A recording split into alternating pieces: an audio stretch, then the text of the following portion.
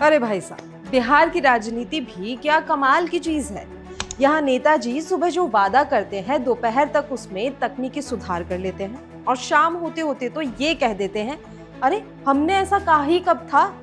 ताजा ताजा मामला है हमारे जन सुराज वाले माननीय विधायक प्रशांत किशोर जी का। जी हाँ, वही पीके भाई जो कल तक सिर्फ रणनीतिकार थे, फिर पदयात्री बने और अब बांकीपुर से ताजा ताजा विधायक बनकर निकले हैं।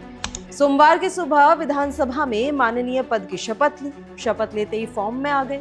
माइक हाथ में आया तो पहले ऐलान किया, लखीसराय के अशोक धाम मंदिर में बड़ा हादसा हुआ है, मैं अभी के अभी सीधे वहीं जा रहा हूँ। वाह, जनता ने ताली बजाई, क्या बात है। शपथ लेते ही नेताजी जमीन पर उतर गए। लेकिन ठहरिए, पिक्चर अभी बाकी है मेरे दोस्त। जैसे ही पीके जी ने लखीसराय जाने का ऐलान किया, पूरे बिहार में खबर फैल गई। मीडिया वाले कैमरा लेकर तैनात हो गए कि माननीय प्रशांत किशोर जी का पहला तूफानी दौरा।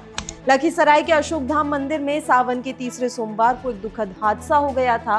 भारी भीड़ थी, अफवाह फैली, बैरिकेड टूटा और भगदड़ में कई श्रद्धालुओं की जान चली गई।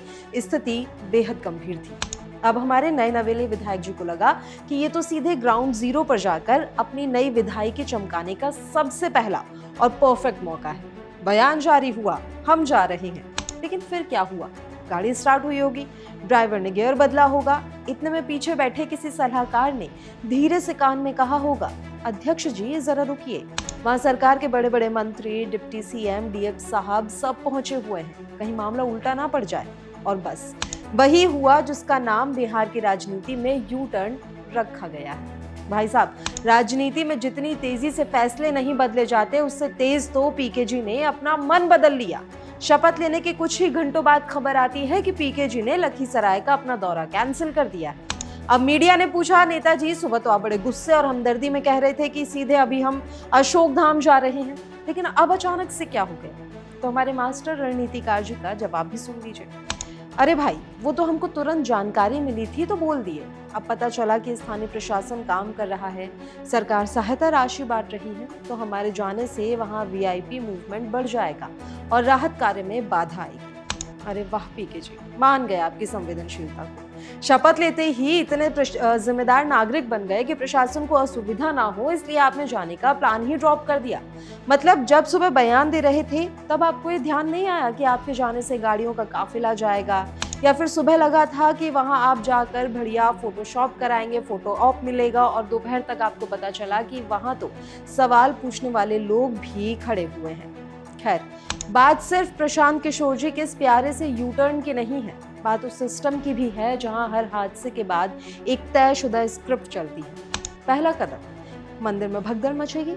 दूसरा कदम, नेताजी सोशल मीडिया पर गहरा दुख व्यक्त करेंगे, ऐसा लगता है कि ट्वीट ड्राफ्ट रहता है, बस जगह का नाम बदलना होता है। तीसरा कदम, 4-4 लाख रुपए का मुआवजा घोषित कर दिया जाएगा, मानो जिंदगी की कीमत की एक फिक्स रेट लिस्ट टांग दी गई हो।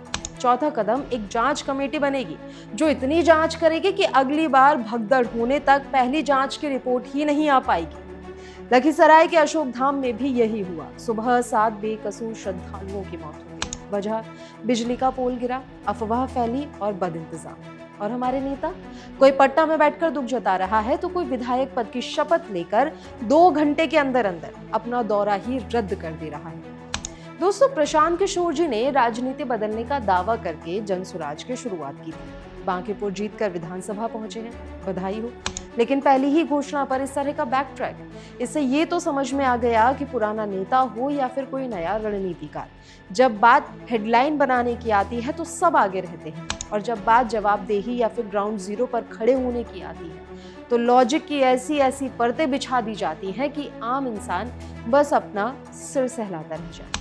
लखीसराय में जिन परिवारों ने अपनों को खोया है, उनके लिए 4 लाख का चेक आ गया। नेताओं के ट्वीट आ गए, पीके जी का यू टर्न भी आ गया।